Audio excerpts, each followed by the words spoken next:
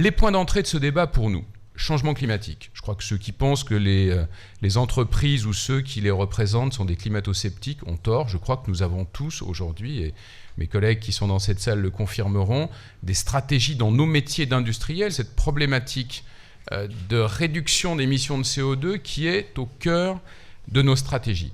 Ceci dit, là aussi, il faut bien regarder ce qu'est la position de l'Europe et de la France par rapport au reste du monde.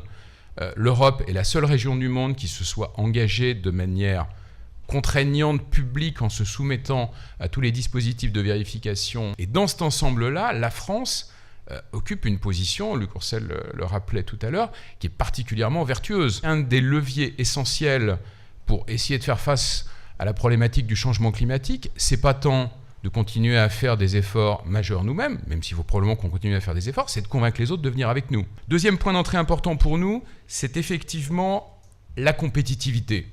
Oui, pourquoi ? Parce que la compétitivité, c'est le développement de l'activité économique, c'est l'emploi. Et nous considérons, nous entreprises, que le fait d'avoir accès à une énergie compétitive est un des éléments de notre équation.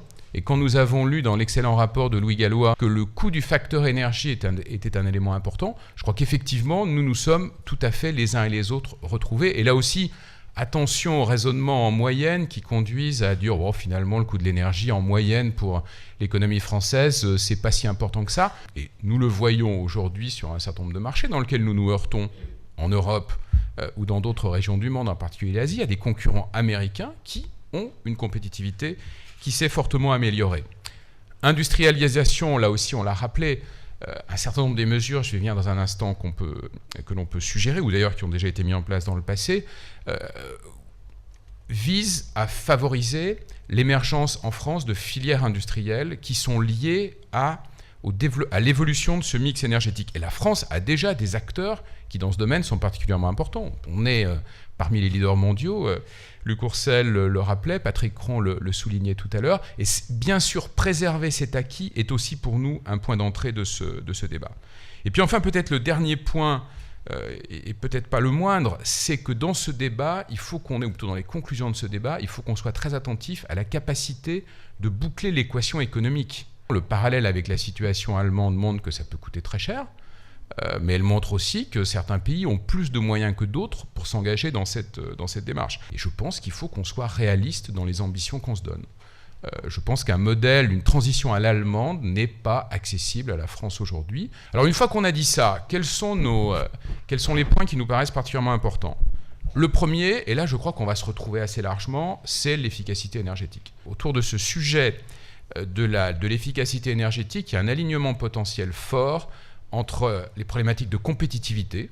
Oui, pour les entreprises, pour la mienne, nous continuons à faire des plans d'économie d'énergie, et entre nous, toutes les fois qu'on relance un plan d'économie d'énergie, on trouve des choses. Tout ce qu'on peut faire pour aider le tissu économique dans sa totalité à mieux prendre en compte les potentiels, les identifier, rendre un accès aux technologies facile, et c'est là où le sujet des PME est particulièrement important, parce que c'est elles qui ont un petit peu plus de difficultés à s'engager dans cette voie. Je crois que toutes les mesures qui peuvent aller dans ce sens-là, bien sûr, nous serons prêts à les proposer et à les soutenir. Le sujet sur lequel, en revanche, nous serons un petit peu plus prudents, c'est l'évolution du mix de production énergétique.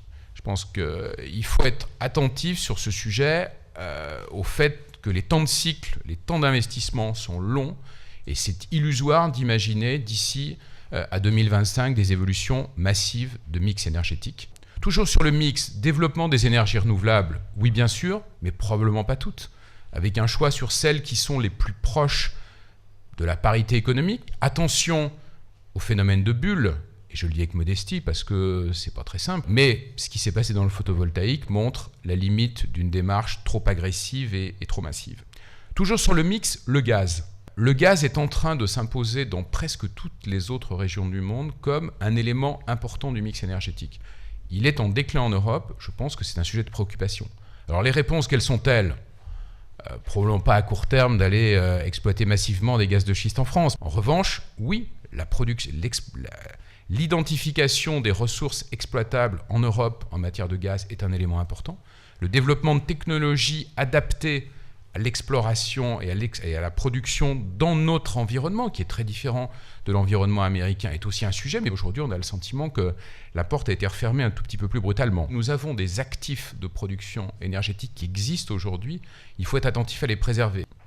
Donc si je résume, fort alignement sur la priorité efficacité énergétique, une évolution prudente du mix, sans se mettre sur le dos un fardeau que le pays, aujourd'hui, ne serait pas capable de supporter. C'est quand même étonnant que sur un sujet comme l'énergie, dans lequel, j'allais dire, la solidarité entre les pays d'Europe est une évidence, nous n'ayons pas réussi à développer une vraie politique européenne. Tout ce qui permettra d'aller vers une politique européenne de l'énergie et une politique effectivement avec 3 pieds, changement climatique, mais aussi compétitivité et sécurité d'approvisionnement, ira vraiment dans le bon sens.